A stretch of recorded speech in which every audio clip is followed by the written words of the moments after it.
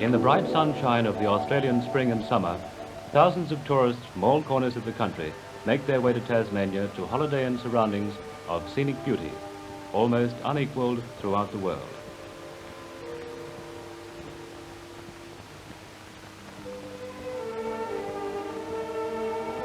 No Tasmanian holiday is complete without a pilgrimage to the old penal station of Port Arthur, where mellow ruins and well-kept parklands are all that remain of one of the most graphic chapters in Tasmania's early history.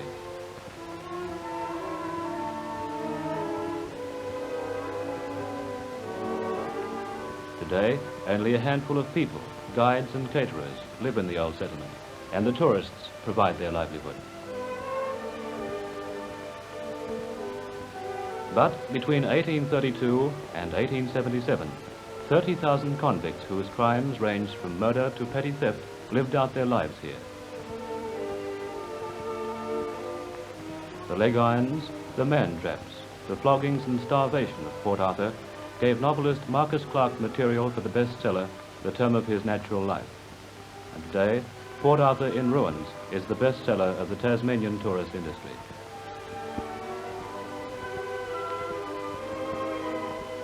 A guide conducts visitors through the ruins. All the old convict lore and legend are his. He tells how this tree is the oldest oak in Tasmania and the grandest, and how a convict gardener planted an acorn on a day 130 years ago, so that today the tree would stand as his memorial in ancient beauty and mellow peace.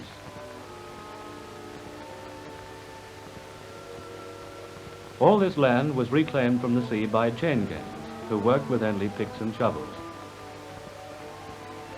The hospital looks down from a high hill onto the shell of the old penitentiary, and out in the bay, the island of the dead broods in the sunlight. 1,500 people, many of them convicts, are buried on the island. No cross, no tombstone marks the prisoners' graves.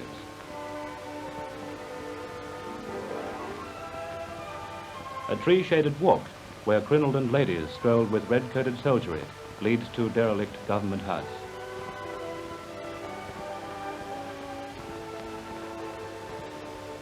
Only a shell remains of this house where once the stroke of a quill or a quiet order spelt life or death for the thousands who worked in chains in the settlement below.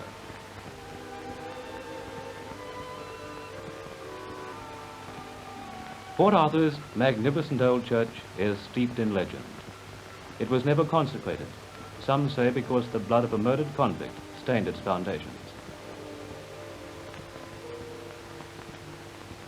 The church, with its 13 towers, said to represent Christ and the 12 apostles, is one of the most photographed buildings in Tasmania.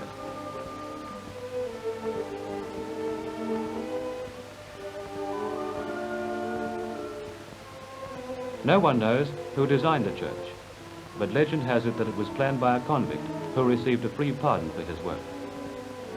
Convict masons labored 5 years on the building, but a fire destroyed all but the walls in less than 2 hours. Time is completing the work of the fire, and even the stout walls are beginning to crumble.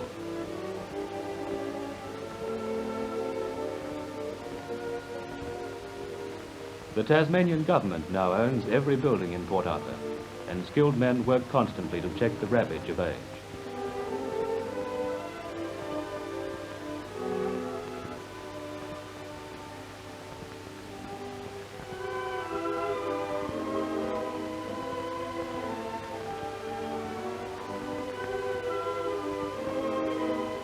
Port Arthur's most sinister relic is the model prison. It was built to take the place of the cat o' nine tails when flogging as a punishment was abolished. 60 men at a time served sentences of up to a month in the tiny, silent cells. Within these walls, no sound was allowed, and the prisoners saw no one but their jailers. Inmates and jailers alike wore felt-soled shoes in the model prison. The only time a prisoner saw another human was when his jailer passed his bread and water through a trap in the cell door.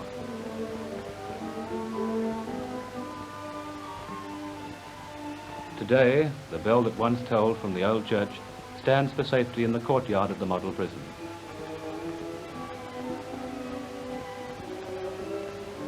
It only rings now when a visitor closes her eyes and rings out a wish. Prisoners who made a noise in the model prison were cast into the dark cell, sometimes for as long as a month. No ray of light penetrated its foot-thick walls, and many a convict who entered emerged insane. Convicts hewed the stone and moulded the bricks in this dread place of punishment, and in many places the thumb marks of the builders are preserved for all times in the brickwork.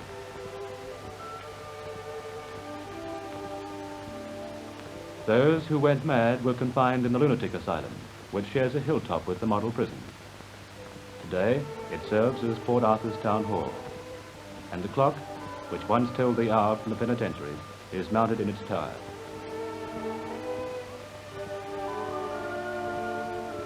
The asylum looks across to the wall where men were flogged in the days before the model prison.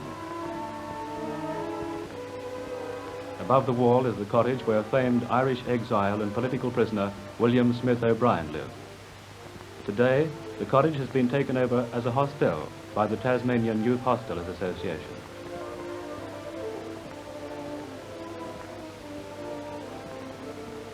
The hospital, once one of the most beautiful buildings in Port Arthur, was left a blackened ruin by a fire which swept through the village in 1897, destroying all but the stout stone walls of the convict masons who built their own prison.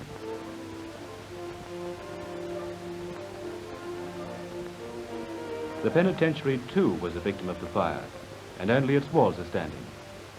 The danger of falling masonry has closed its doors to visitors.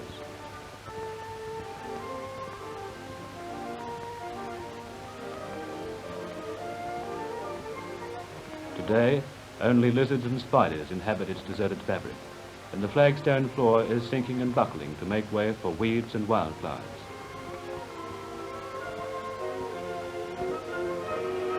The miniature fortress, where the penal settlement's powder and ammunition was kept, escaped the flames and stands today much as it did a century ago. It was designed as a stronghold against the possibility of mutiny among the prisoners. Beneath its round tower is the cell where men condemned to hang awaited transport to the gallows.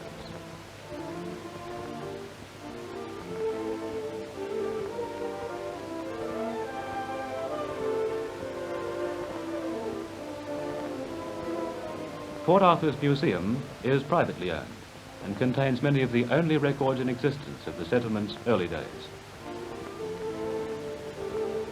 Among the bewildering array of old weapons and implements are man-traps, leg irons and handcuffs, side by side with fine china, convict clothing, and music boxes, reminiscent of early Tasmania.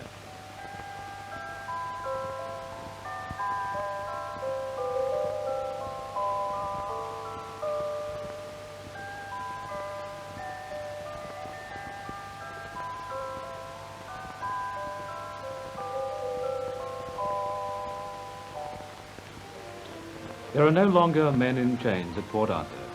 Today, it's a sleepy village. The whips and the man-traps are only curios, and the old stone of its walls are merely a tourist's prison.